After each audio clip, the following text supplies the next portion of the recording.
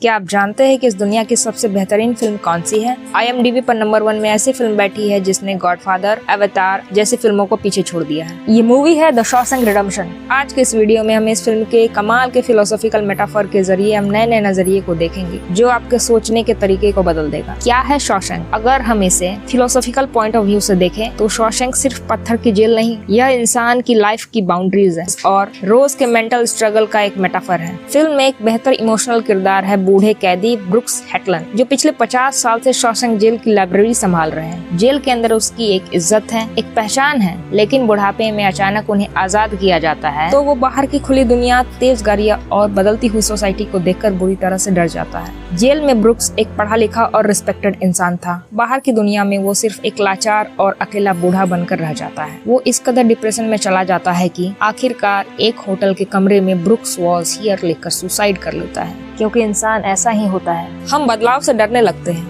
Brooks की तरह अपने जेल से प्यार करने लगते हैं। फिल्म में दो दोस्तों के जरिए लाइफ के दो पर्सपेक्टिव को दिखाया गया है। पहला है रेड, दूसरा है एंडी। रेड मान चुका था कि उसकी डेस्टिनी अब बस जेल ही है। वह अपनी रियलिटी को एक्सेप्ट कर चुका था। दूसरी तरफ है एंडी। वह इस बात का सिंबल है कि भले ही आपके शरीर को कोई कैद कर दे, लेकिन आपके दिमाग और आपकी आत्मा को गुलाम नहीं बना सकता। जब एंडी जेल के लाउड स्पीकर पर एक खूबसूरत गाना बजा देता है तो सब कैदी हैरान हो जाते हैं। बाद में एंडी अपने दोस्तों को समझाते हुए कहता है, इस दुनिया में कुछ ऐसी चीजें भी है जो पत्थरों से नहीं बनती। हमारे अंदर कुछ ऐसा है जिसे ये जेल वाले छू नहीं सकते, जिस तक वे पहुंच नहीं सकते। वो सिर्फ आपका है, आपका मन, आपकी सोच। पूरे फिल्म का सेंट्रल थीम होप के इर्द गिर्द घूमती है, जहाँ पर रेड कहता है, उम्मीद एक खतरनाक चीज है भाई, यह इंसान को पागल कर सकता है, जेल के अंदर इसका कोई काम नहीं। लेकिन एंडी हार नहीं मानता। वो फिल्म के अंत तक रेड को एक लेटर लिखता है, याद रखना रेड, उम्मीद एक बहुत अच्छी चीज है, शायद सबसे बेहतरीन चीज, और कोई अच्छी चीज कभी नहीं मरती। अब आते हैं फिल्म के उस क्लाइमेक्स पर जिसे देखकर रोंगटे खड़े हो जाते हैं। एंडी को आजाद होने के लिए 500 मीटर लंबी सीवेज पाइपलाइन के कचरे से होकर रेंग कर गुजरना पड़ता है। यह सीन हमें सिखाता है कि अगर लाइफ में रियल फ्रीडम या सक्सेस चाहिए तो आपको लाइफ की सारी प्रॉब्लम,